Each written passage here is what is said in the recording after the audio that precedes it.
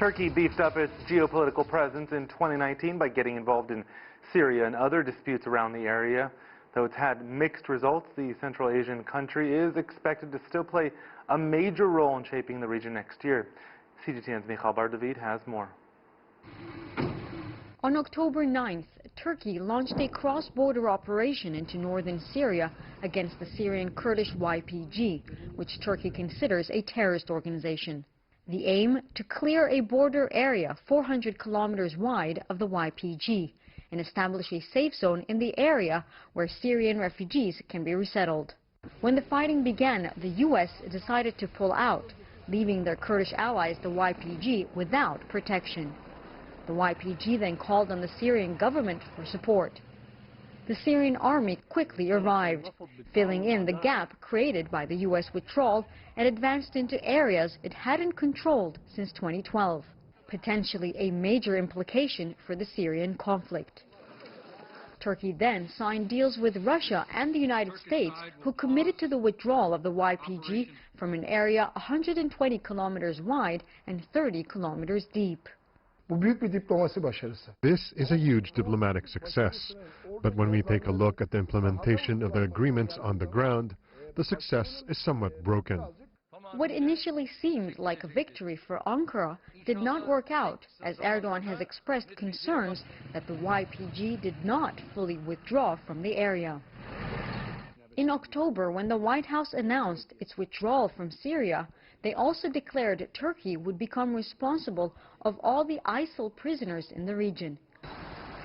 Ankara began repatriating ISIL prisoners. In December, the Turkish Interior Ministry stated over 70 foreign ISIL members have returned to their countries of origin. These include Germany, France, Australia, the UK, and the United States. More than 1,100 suspected ISIL members remain in Turkey. On December 18th, Turkish police arrested 13 ISIL suspects who allegedly planned to carry out attacks on New Year's Day. Turkey's fight with ISIL is certainly one that will dominate its agenda in 2020 as well. Meanwhile, Erdogan remains committed to establishing a safe zone and believes over 1 million refugees can be resettled. Let's have hospitals, let's have schools here, and let the refugees go back to their motherlands, peacefully and in a dignified fashion. But nobody seems to be inclined to help us. Another region where Turkey's recent political moves may have larger implications is Libya. In November, Erdogan signed a maritime boundary agreement and a military deal with the UN-backed Libyan Government of National Accord. Erdogan also later emphasized that Turkey was ready to send troops to Libya as well, a move that could certainly complicate the ongoing fighting inside Libya. It could also negatively impact Ankara's relations with Moscow, as Russia is backing the Libyan National Army. This is a conflict Erdogan wants to avoid and will discuss with Russian President Vladimir Putin when he visits Istanbul on January 8th to launch the Turkish Stream project. But ties with Russia are crucial for Turkey on several levels. In 2019, Ankara also went ahead with its purchase of a Russian S-400 missile defense system, despite threats of sanctions by the U.S.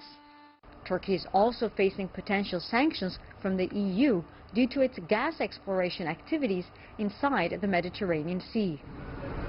Ankara wants to maintain a strategic role in the region. In Syria, its control of ISIL prisoners, activities in the Mediterranean Sea, and now Libya.